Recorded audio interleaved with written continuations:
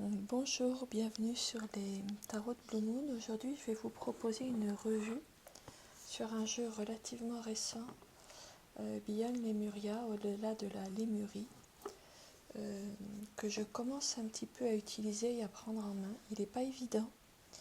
J'ai mis un petit peu de temps avant de me décider à faire cette revue parce que il m'a fallu du temps.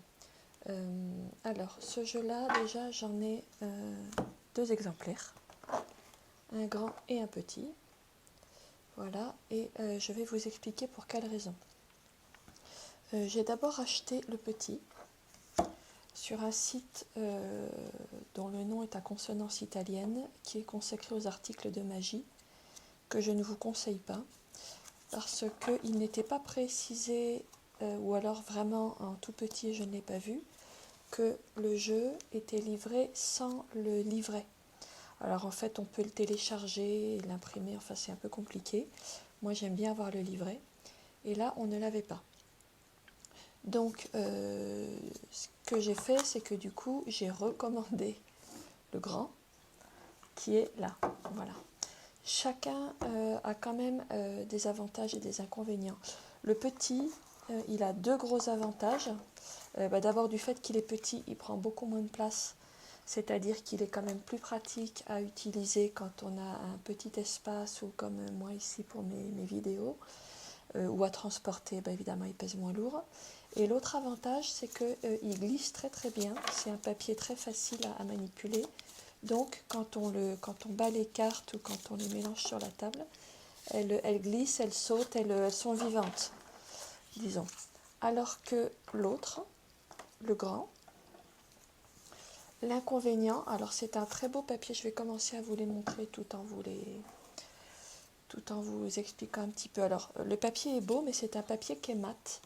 Alors, il y a zéro brillance, ce qui est plutôt pas mal pour les vidéos parce qu'on a beaucoup moins de problèmes de reflets. Par contre, pour battre les cartes, c'est l'enfer. Donc ça, pour moi, c'est un peu rédhibitoire. Même là, vous voyez, j'ai du mal à les attraper. Les cartes collent entre elles, ce qui fait que c'est extrêmement difficile. Là, je vais essayer de vous les montrer mieux que ça. C'est extrêmement difficile de manipuler le jeu. Voilà. Qu'est-ce que je peux dire à part ça ? C'est un jeu qui nécessite impérativement de disposer du livret parce que les cartes en elles-mêmes, même si intuitivement on peut en sortir des choses, moi j'avais essayé un petit peu tant que je n'avais que le petit qui est ici, tant que j'avais que le petit sans le livret, j'ai un peu essayé, j'ai quand même eu du mal, donc j'ai eu besoin du livret. Donc on peut faire un peu de tirage intuitif quand on a quand même quelques notions de ce qu'elle signifie. Alors, il commence, comme vous le voyez, par les chakras, les principaux plus d'autres, et par les signes, par les éléments. Donc l'eau, la terre, le feu, etc. Donc pour ça, si vous avez quelques bases, déjà vous pouvez vous débrouiller. Mais après, pour les restes, pour les autres que vous allez voir par la suite, c'est pas toujours évident de se débrouiller en intuitif. Ça veut dire qu'il y a quand même une petite phase d'apprentissage de leur sens, d'où le fait que je dis qu'il n'est pas, c'est pas le plus facile à prendre en main. Voilà, à part ça, il est absolument somptueux. Je veux dire, il est d'une beauté incroyable. Moi, je suis en admiration, en émerveillement devant toutes les cartes. Elles sont parfaites. Elles sont parfaites, elles ont une puissance. Elles ont une puissance visuelle. Elles font forte impression. Et je pense que cela joue, même on la ressent énergétiquement. On ressent énergétiquement la puissance de ces cartes. D'ailleurs, toutes les premières, les 15 premières, c'est-à-dire les 10 premières avec les chakras et les 5 suivantes avec les éléments, peuvent également être utilisées lors de soins énergétiques ou pour rééquilibrer vibratoirement un lieu. Ce sont des pièces, ce sont des cartes très très fortes, à très forte vibration.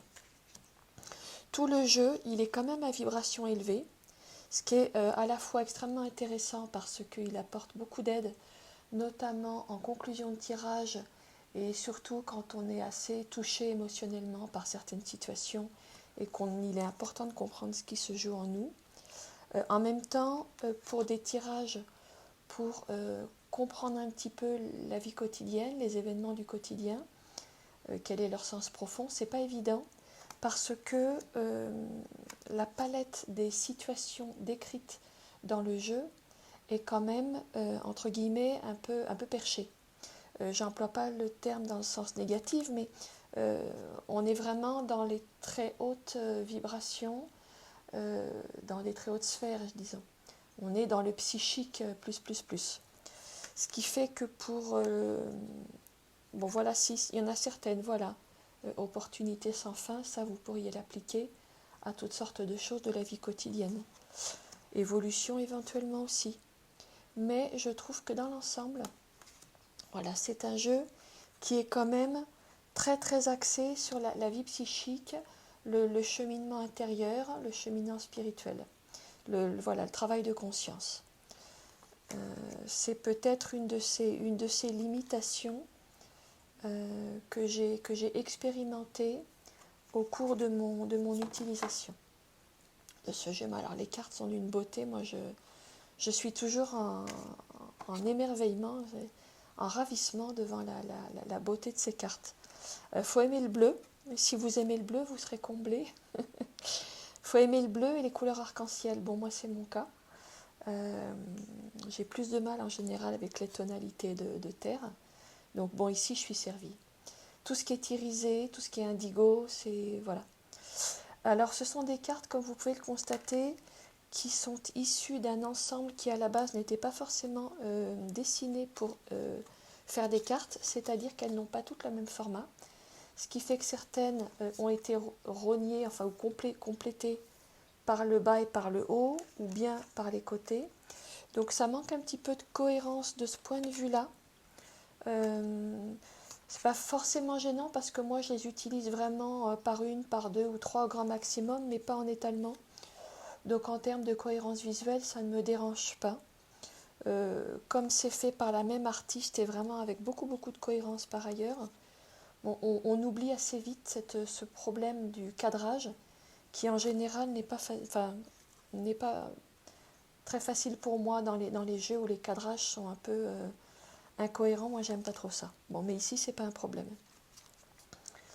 Voilà, qu'est-ce que je peux vous dire de plus? Il faudra que je vous montre après un petit peu le livret.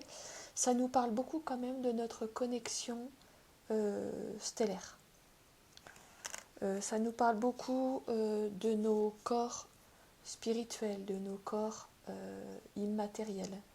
Ça parle de la relation avec les guides ou avec les racines très profondes, très anciennes, les anciennes lignées de notre âme. Voilà, vous trouverez très peu, comme je l'ai déjà dit, d'éléments concrets, d'éléments de la vie manifestés dans ce jeu. L'auteur propose quelques tirages à l'intérieur, bon, qui moi ne m'ont pas beaucoup aidé, parce que voilà, je trouve pour moi il ne me parle vraiment qu'en conclusion de tirage. Et utiliser ça à soi tout seul, ce jeu pour moi à soi tout seul, il ne suffit pas.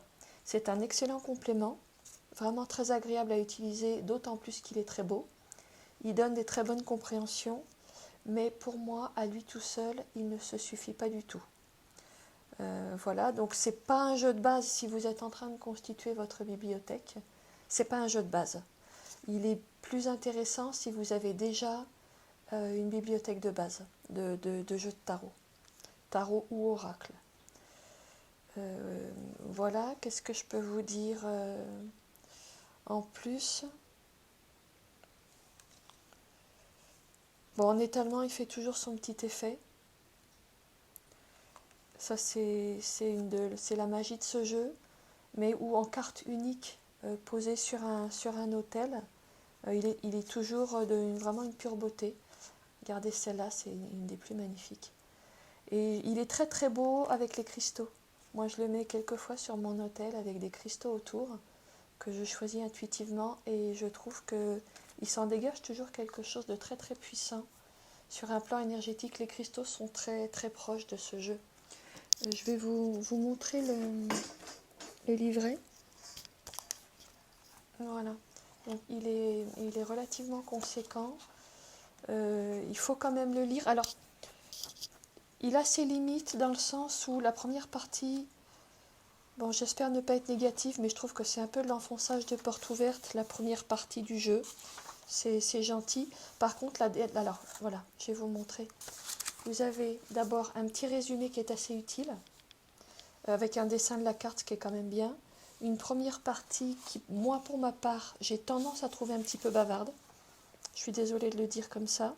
Par contre, voilà, la partie des significations divinatoires, elle parle. Alors, c'est en anglais. Je n'en ai pas vu de version française. Ce n'est pas un niveau d'anglais forcément très facile à comprendre. L'auteur a un style un petit peu particulier. Voilà, il faut quand même une maîtrise moyenne, je dirais, de l'anglais pour le comprendre. Si vous êtes vraiment débutant, vous allez ramer. C'est dommage. Bon, il va peut-être y avoir une traduction en français. Je prie pour que l'éditeur français qui s'attellera à la publication française de ce jeu choisisse des cartes plus faciles à manipuler. Celles-là sont chouettes. Bon, la taille est intéressante quand même. Mais alors vraiment impossible à manipuler, quoi. Elle colle, c'est l'enfer. Voilà, je crois que je vous ai dit l'essentiel. Je ne voudrais pas faire une vidéo trop longue. Je vous ai dit l'essentiel sur ce jeu. Pas facile à prendre en main, mais intéressant et très beau. Voilà, merci. Et puis je vous dis à bientôt pour une prochaine revue de tarot.